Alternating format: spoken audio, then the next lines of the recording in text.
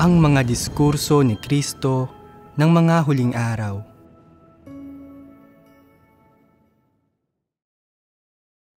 Mga salita sa pagkilala sa sarili. Sipi. Nakikita na ba ninyo ng malinaw ngayon kung paano susundan ang Diyos at tatahakin ang landas ng paghahangad sa katotohanan? Tungkol ba talaga saan ang pananalig sa Diyos at pagsunod sa Diyos? Tungkol ba ito sa pagtalikod sa ilang bagay, paggugol ng sarili para sa Diyos at pagtitiis ng kaunting hirap, at pagsunod sa Diyos hanggang sa dulo ng landas, at iyon na iyon? Makakamtan ba ng isang tao ang katotohanan sa pamamagitan ng pagsunod sa Diyos sa ganitong paraan? Makakamtan ba ng isang tao ang kaligtasan? Malinaw ba sa inyong mga puso ang mga bagay na ito? Iniisip ng ilang tao na sa sandaling maranasan ng isang tao ang mahatulan, makastigo at mapungusan, o pagkatapos mabunyag ang kanyang tunay na kulay, ang kanyang kahihinatnan ay nakatakda na at siya ay nakatadhana ng hindi magkaroon ng pag-asang maligtas. Karamihan sa mga tao ay hindi nakikita ng malinaw ang bagay na ito. Nag-aalinlangan sila sa sangang daan, hindi alam kung paano maglalakad sa hinaharap na landas. Hindi ba't ibig sabihin nito ay wala pa rin silang tunay na kaalaman sa gawain ng Diyos? Iyon bang mga laging may pagdududa tungkol sa gawain ng Diyos at pagliligtas ng Diyos sa tao ay mayroong anumang tunay na pananampalataya man lang?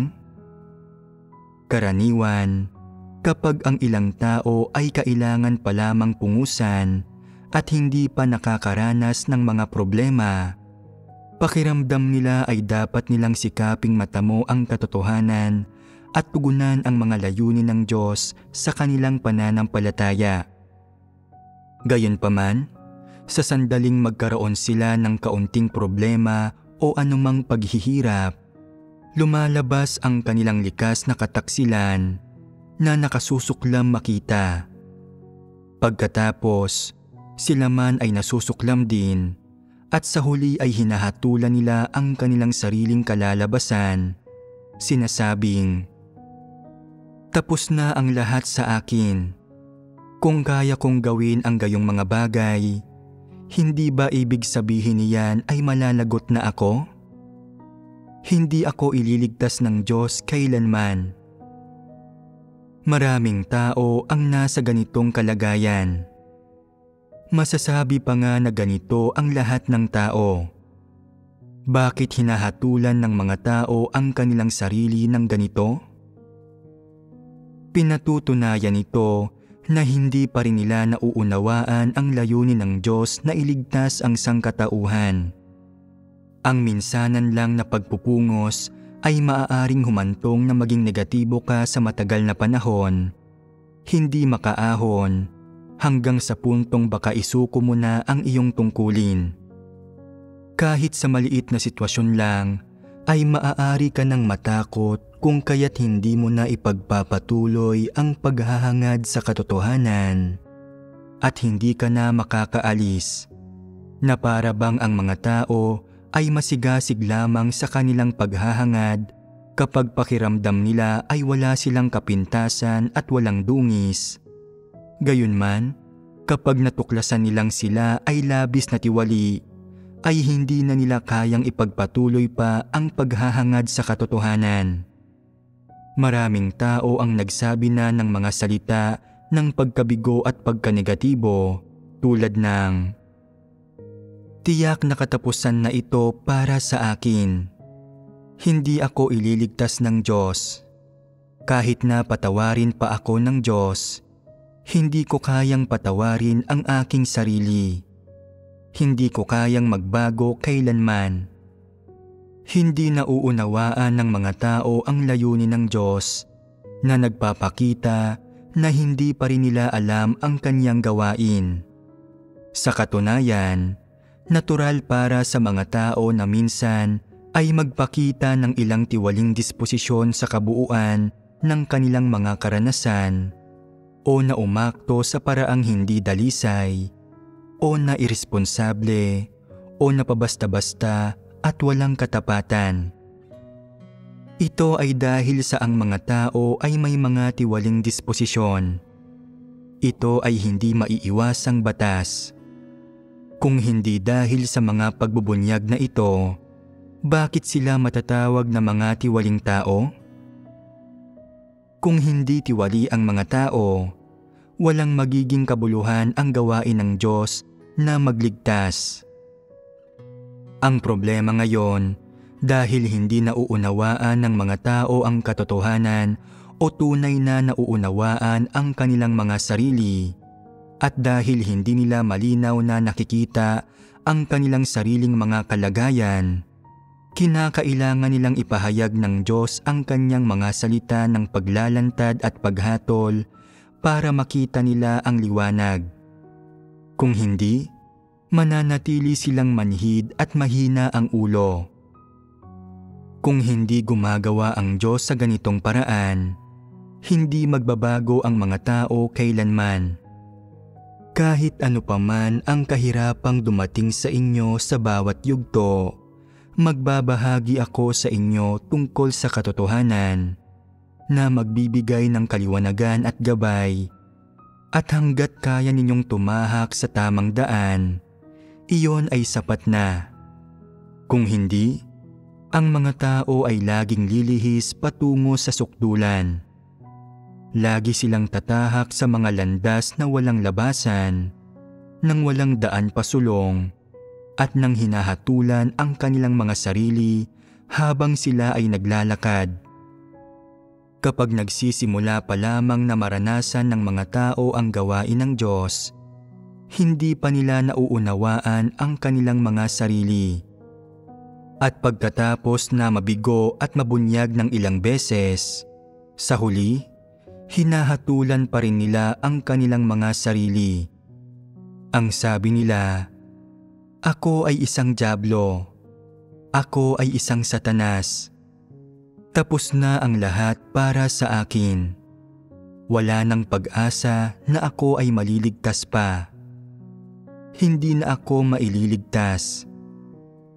Talagang ang napakarupok ng tao at may kahirapan na pakitunguhan, at lilihis sila patungo sa sukdulan habang patuloy na naglalakad. Kapag hindi nakikita ng mga tao na napakalalim ng kanilang katiwalian, na sila ay mga dyablo, sila ay nagiging mayabang at mapagmagaling. Naniniwala silang napakarami na nilang tiniis na mga paghihirap, na sila ay mga taong nagmamahal sa Diyos at sila ay kwalipikadong pumasok sa kaharian ng langit. Gayunpaman, kapag napagtatanto ng mga tao ang lalim ng kanilang katiwalian, na hindi nila isinasabuhay ang wangis ng tao, kundi sila ay mga dyablo at satanas, nasasadlak sila sa kawalan ng pag-asa at pakiramdam nila ay tila wala na silang maaasahan pa, na sila ay kinondena na siguro ng Diyos at nalantad at itiniwalag. Ang mga tao ay mayabang at mapagmagaling kapag hindi nila nauunawaan ang kanilang mga sarili, at nasasadlak naman sila sa kawalan ng pag-asa kapag nauunawaan nila ito. Ganoon kagulo at kahirap pakitunguhan ang mga tao. Kung kaya nilang tanggapin ang katotohanan, kung isang araw ay tunay nilang mauunawaan ang layunin ng Diyos, sasabihin nila, "Ang katiwalian ko ay ganito na kalalim sa simula pa lamang, at sa wakas ay napagtanto ko na ito. Sa kabutihang palad, iniligtas ako ng Diyos, at ngayon ay nakakakita na ako ng maningning na buhay at makakalakad na ako sa tamang landas ng buhay. Hindi ko alam kung paano pasasalamatan ang Diyos." Ito ay tulad ng paggising mula sa panaginip at pagkakita ng liwanag. Hindi ba't nakatanggap sila ng dakilang kaligtasan? Hindi ba't dapat nilang papurihan ang Diyos? Hindi nauunawaan ng ibang mga tao ang kanilang mga sarili kahit na nalalapit na ang kamatayan. Mayabang pa rin sila at hindi nila kayang tanggapin ang pagbubunyag ng katunayan. Pakiramdam nila ay napakabuti nila. Mabuti akong tao. Paano ko magagawa iyon? Para bang inakusahan sila ng mali. Ang ibang tao ay sumasailalim sa ilang taon ng gawain ng Diyos at sa huli, hindi pa rin nila nauunawaan ang kanilang kalikasan. Lagi nilang iniisip na sila ay mabubuting tao at na nakagawa sila ng mali sa mga sandali ng pagkalito at hanggang sa araw na ito, kapag sila ay itinitiwalag, hindi sila nagpapasakop. Ang ganitong uri ng tao ay mayabang at ignorante at sadyang hindi tumatanggap ng katotohanan. Kahit kailan ay hindi nila magagawang magbago at maging tao. Mula rito, matutuklasan ninyo na kahit na ang kalikasan ng tao ay lumalaban at nagtataksil sa Diyos, may pagkakaiba sa kanilang mga kalikasan. Ito ay nangangailangan ng mas malalim na pag-unawa sa kalikasan ng mga tao. May ilang karaniwang katangian sa kalikasan ng mga tao na kailangang maunawaan. Ang lahat ng tao ay may kakayahang pagtaksilan ang Diyos. Ito ay karaniwang katangian. Gayunpaman, ang bawat isa ay mayroong kanilang sariling nakapagpapabagsak na kahinaan. May mga taong gusto ang kapangyarihan, ang iba naman ay ang katayuan. Ang ilan ay sumasamba sa pera, habang ang iba naman ay sumasamba sa mga material na kasiyahan. Ang mga ito ay pagkakaiba sa kalikasan ng mga tao. May mga taong kayang manindigan sa kabila ng maraming tiniis na paghihirap matapos nilang manalig sa Diyos, habang ang iba naman ay nagiging negatibo, nagrereklamo at nabibigong manindigan kapag nahaharap sa kaunting paghihirap. Kung gayon, bakit kaya nasa kabila ng pananalig nilang pareho sa Diyos at pagkain at pag-inom nilang pareho sa salita ng Diyos, ay magkaiba ang kanilang mga reaksyon kapag may nangyayari sa kanila? Ipinakikita nito na kahit na ang lahat ng taong lubhang tiwali ay mayroong kalikasan ni Satanas, ang kalidad ng kanilang pagkatao ay iba-iba. May mga taong tutol at napupuot sa katotohanan, habang ang iba ay kayang mahalin at tanggapin ito. Mas malala ang ipinapakitang tiwaling disposisyon ng ilang tao, habang ang iba naman ay hindi gaano kalala. Mas mabait ng kaunti ang ilang tao, habang ang iba naman ay napakasama. Bagamat maaaring magkakaiba ang kanilang mga pananalita, ikinikilos at ipinapamalas, ang kanilang mga tiwaling disposisyon ay iisa. Lahat sila ay mga tiwaling tao ni Satanas. Ito ay karaniwang katangian nila. Ang kalikasan ng isang tao ay tumutukoy kung sino siya. Mayroon mang pagkakapare-pareho ang bawat tao pagdating sa kanilang kalikasan, ang bawat isa ay dapat na tratuhin ng magkakaiba ayon sa kanilang diwa. Halimbawa, karaniwang katangian na mayroon ang lahat ng tao ang masasamang pagnanasa. Taglay ito ng lahat ng tao at hindi nila ito madaling mapagtagumpayan. Gayunpaman, may ilang taong may napakatinding inklinasyon dito. Sa tuwing nakakatagpo ang mga ganitong tao ng mga tuksong may kinalaman sa kabilang kasarian, Sila ay sumusuko sa mga ito. Napangingibabawan ang kanilang puso at bumibigay sila sa tukso. Handa silang sumama sa ibang tao anumang oras at pagtaksilan ang Diyos. Kaya, masasabing ang mga taong ito ay may masasamang kalikasan. Kapag nahaharap ang ilang tao sa ganitong bagay, kahit pa nagpapakita sila ng kaunting kahinaan o naghahayag ng ilang masasamang pagnanasa, hindi sila gagawa ng anumang hindi naaangkop. Kaya nilang magpigil at umiwas sa ganitong uri ng sitwasyon. Kaya nilang maghimagsik laban sa laman at iwasan ang tukso. Kaya, hindi masasabing ang kanilang kalikasan ay masama. Nabubuhay ang mga tao sa laman, kaya mayroon silang masasamang pagnanasa. Ngunit may mga taong ang kagustuhan nila ang sinusunod at mapupusok. Pinagbibigyan nila ang kanilang pagnanasa at gumagawa pa nga ng mga bagay na nakakagambala at nakakagulo sa gawain ng iglesia. Gayunpaman, hindi ganito ang ibang tao. Kaya nilang hangarin ang katotohanan at kumilos ng naaayon dito, at kaya nilang maghimagsik laban sa laman. Bagamat ang lahat ng tao ay mayroong pagnanasa ng laman, hindi pare-pareho ang kanilang inaasal. Dito nagkakaiba ang kalikasang diwa ng mga tao. May mga taong gahaman sa pera. Sa tuwing nakakakita sila ng pera o magagandang bagay, gusto nila itong angkinin. Mayroon silang napakatinding pagnanasa na makuha ang mga bagay na ito.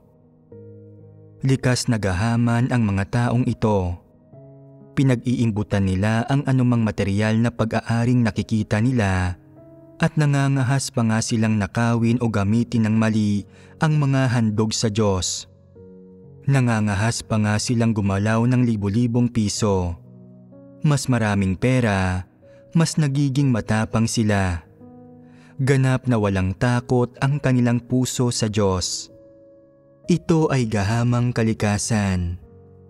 May mga taong hindi mapalagay ang konsensya pagkatapos gumastos ng ilang piso o ilang daang piso mula sa pera ng iglesia.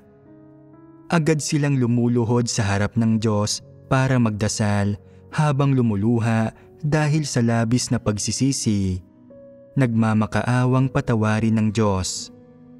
Hindi natin masasabing ang mga taong ganito ay gahaman sa pera dahil ang lahat ng tao ay may mga tiwaling disposisyon at kahinaan, at ang kakayahan ng mga taong ito na tunay na magsisi ay nagpapatunay na ang kanilang mga kilos ay paghahayag lamang ng kanilang mga tiwaling disposisyon.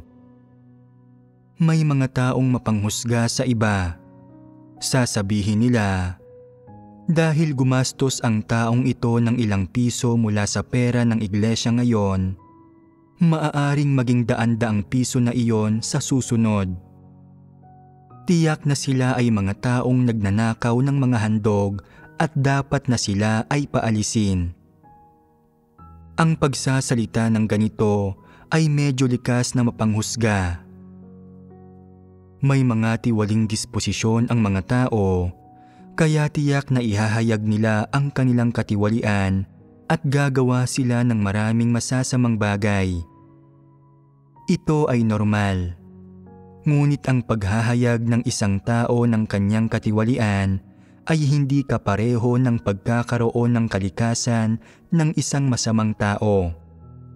Bagaman ang dalawang uring ito ng mga tao ay maaaring gumawa ng magkakaparehong bagay, magkaiba ang kanilang kalikasan. Halimbawa, habang ang isang tao ay tumatahak sa landas ng paghahangad sa katotohanan at paghahangad na maging isang tapat na tao, hindi maiiwasan na magbunyag siya ng mga kasinungalingan, panlilinlang o pandaraya paminsan-minsan. Samantalang ang pagsisinungaling at panlilinlang ay bahagi ng kalikasan ng dyablo at magsisinungaling ito palagi tungkol sa lahat ng bagay. Bagaman pareho silang maaaring magpakita ng asal na mapagsinungaling, ang diwa ng dyablo at ang diwa ng isang taong naghahangad sa katotohanan ay talagang magkaiba. Kung gayon, angkop ba na tawaging mga dyablo at satanas ang mga taong naghahangad na maging tapat dahil lang sa panandaliang paghahayag ng pagiging tiwali? Hindi dahil nagawa nila ang pagsalangsang na pagsisinungaling o pandaraya sa iba, ay nangangahulugan lang sila ay mga dyablo na laging nagsisinungaling at nandaraya ng iba. Dahil hindi magkakapareho ang kalikasang diwa ng mga tao, hindi natin pwedeng pagsamasamahin ang mga ito. Ang ikumpara ang isang taong nakagawa ng panandaliang pagkakasala sa isang dyablo ay isang paraan ng di makatwirang panghusga at pagkondena. Ito ang bagay na pinaka nakakapinsala sa mga tao. Kung wala kang pagkilatis at hindi mo makita ng malinaw ang mga bagay-bagay, hindi ka dapat basta-bastang magsalita o maglapat ng mga patakaran kung hindi ay makakapinsala ka ng iba. Ang mga taong walang espiritual na pagkaunawa at mahilig sumunod sa mga patakaran, ang pinakamalamang na manghusga at kumundena sa iba. Ang mga taong hindi nakakaunawa sa katotohanan ay nagsasalita at kumikilos ng walang mga prinsipyo, at ang mga taong nagsasalita ng walang ingat at di makatwirang humuhusga at kumukondena sa iba ay walang naidudulot na pakinabang sa kanilang mga sarili o sa iba. Hindi ninyo alam sa inyong puso kung ano ang layo na dapat makamit ng isang tao sa kanyang pananalig sa Diyos upang makasunod siya sa mga layunin ng Diyos. Iilan-ilang tao lang ang kayang manalig sa Diyos ng ganap na alinsunod sa kanyang mga hinihingi. Napakaraming problema sa loob ninyo at marahil ay hindi pa ninyo napagtatanto ang mga ito at hindi pa malinaw ang mga ito sa inyo. Ipinapakita nito na hindi ninyo pa rin nauunawaan ang katotohanan, na hindi ninyo kayang magnilay-nilay sa inyong mga sarili, at na hindi ninyo pa rin natutuklasan at hindi pa rin nasusuri ang iba't ibang kaisipan at aspekto ng inyong kalikasan na nananahan sa inyong kalooban. Balang araw, kapag marami na kayong narinig na mga sermon at may karanasan na kayo, ay mauunawaan ninyo ang katotohanan. Saka lamang ninyo magagawang tunay na makilala ang inyong sarili. Bagamat tunay kayong nananalig sa Diyos, hindi pa rin ninyo naiwawaksi ang inyong mga tiwaling disposisyon at marami pa ring mabababaw na bagay sa inyong kalikasan. Gusto ninyo pa ring magsuot ng magagandang damit at magpakasaya sa magagandang bagay. Kapag nagsusuot ang ibang tao ng magagandang damit o nagkakaroon sila ng magandang cellphone, ang tono ng kanilang pananalita ay nagbabago. Kapag nagsusuot ang ibang babae ng mga sapatos na may matataas na takong, nagbabago ang kanilang paraan ng paglalakad at hindi na nila nakikilala kung sino sila. Pagdating sa kung ano ang kinikimkim ng mga tao sa kanilang puso at kung anong kalikasan ang nagsasanhi na ihayag nila ang buktot, pangit at mabababaw na mga bagay na ito, kailangan ng mga taong malaman ang kanilang mga sariling tiwaling disposisyon at ang mga bagay na nasa kanilang sariling kalikasan. Bagamat nararamdaman ng mga tao ang mga tiwaling disposisyon na ito, hindi nila kayang lutasin ang mga ito. Kaya lamang nilang umasa sa kanilang sariling determinasyon para pigilan ang mga ito at hindi ito maihayag sa iba. Habang lumalalim ang kanilang mga karanasan, habang lumalalim ang kanilang kaalaman sa kanilang kalikasan at sa lahat ng aspekto ng katotohanan, at habang unti-unti silang nakauunawa at nakapapasok sa mga hinihingi ng Diyos, dahan-dahang nagsisimulang magbago ang mga tiwaling disposisyon ng mga tao at ang mga aspekto ng kanilang kalikasan. Sa simula, napakababaw ng kanilang pagkakakilala sa sarili.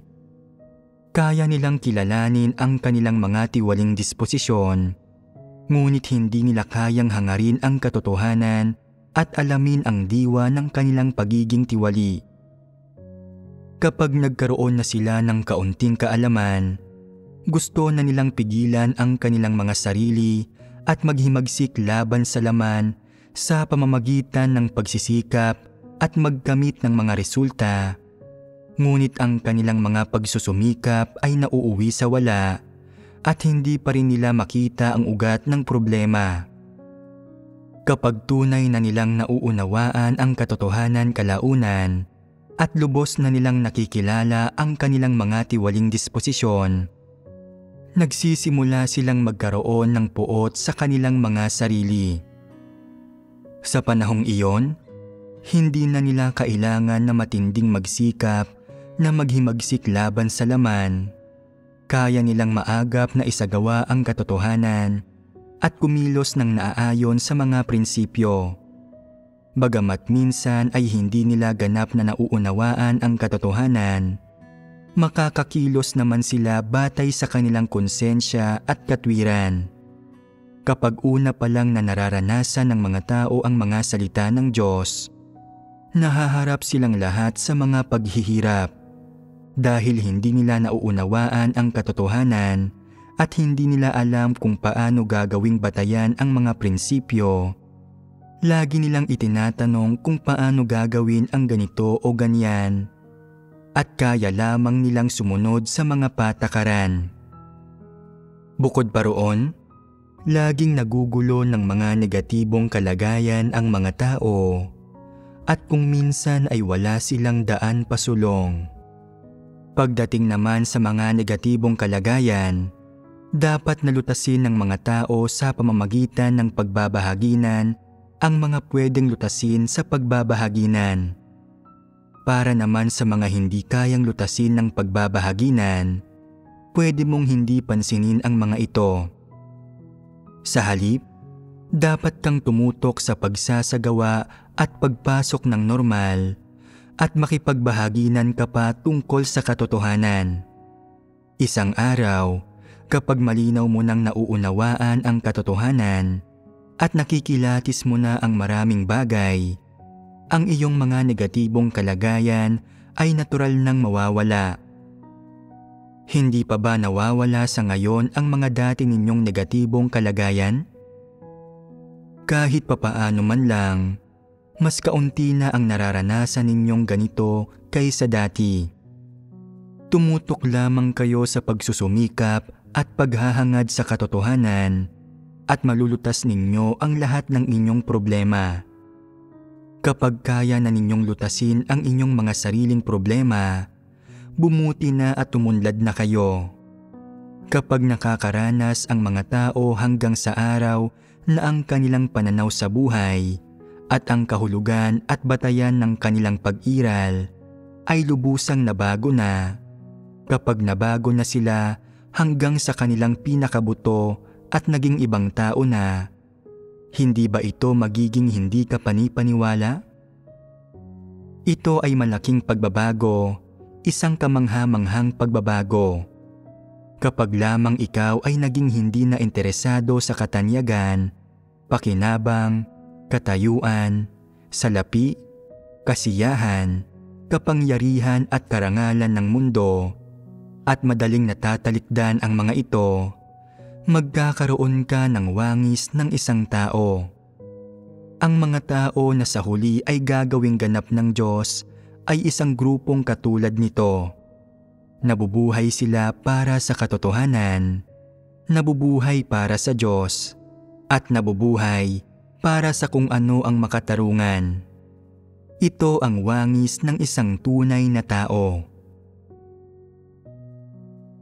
Magtatanong ang ilang tao, ano ba talaga ang isang tao? Wala sa mga tao ngayon ay tao. Kung hindi sila mga tao, ano sila? Masasabi mong sila ay mga hayop, halimaw, satanas o dyablo. Sa anumang kaso, sila ay nakakubli lamang sa balat ng tao. Ngunit hindi sila matatawag na mga tao dahil hindi nila taglay ang normal na pagkatao. Ang tawagin silang mga hayop ay medyo malapit-lapit, ngunit nagtataglay ang mga tao ng wika, isip at mga kaisipan, at kayang lumahok ng mga tao sa agham at paggawa, kaya maaari lamang silang maituring na matataas na antas ng mga hayop. Gayunpaman, masyado nang malalim ang pagkakatiwali ni Satanas sa mga tao. Matagal na silang nawalan ng konsensya at katwiran, at hindi man lamang sila nagpapasakop o natatakot sa Diyos. Sadyang ganap na naaangkop na tawagin silang mga dyablo at Satanas. Dahil ang kanilang kalikasan ay kay Satanas, at naghahayag sila ng mga satanikong disposisyon, at nagpapahayag sila ng mga satanikong pananaw, mas nababagay na tawagin silang mga dyablo at Satanas. Masyado nang malalim ang pagkatiwali ng mga tao at wala na silang gaanong wangis ng tao. Tulad sila ng mga halimaw at hayop, sila ay mga dyablo. Sa ngayon, hindi isang bagay o iba pa ang mga tao. Hindi sila kamukha ng mga tao o demonyo, at wala silang tunay na wangis ng tao. Pagkatapos ng maraming taon ng karanasan, ang ibang matatagal ng nananalig ay napapalapit ng kaunti sa Diyos, at humigit kumulang ay nauunawaan ng kaunti ang Diyos, at humigit kumulang ay inaalala ang mga bagay na inaalala ng Diyos, at humigit kumulang ay iniisip ang mga bagay na iniisip ng Diyos. Ibig sabihin nito ay mayroon silang kaunting anyo ng tao at sila ay bahagyang nabuo. Hindi pa nararanasan ng mga bagong nananalig ang makastigo at mahatulan o ang mapungos ng husto. Hindi pa rin nila naririnig ang karamihan sa katotohanan. Nakabasa pa lamang sila ng mga salita ng Diyos, ngunit wala pa silang tunay na karanasan. Dahil dito, malaki pa rin ang kanilang pagkukulang. Ang lalim ng karanasan ng isang tao ang tutukoy kung gaano kalaki ang kanyang pagbabago. Habang mas kaunti ang karanasan mo sa mga salita ng Diyos, mas hindi mo mauunawaan ang katotohanan. Kung wala ka man lamang karanasan, ikaw ay isang buo at buhay na Satanas at ikaw ay isang dyablo, ganoon kasimple. Naniniwala ka ba rito? Isang araw ay mauunawaan mo ang mga salitang iyon. Mayroon bang sino mang mabubuting tao sa ngayon? Kung walang anyo ng tao ang mga tao, paano natin sila matatawag na mga tao? Lalong hindi sila matatawag na mabubuting tao. Mayroon lamang silang balat ng tao, ngunit wala silang diwa ng tao. Hindi pagmamalabis kung tatawagin silang mga halimaw na nakadamit ng tao.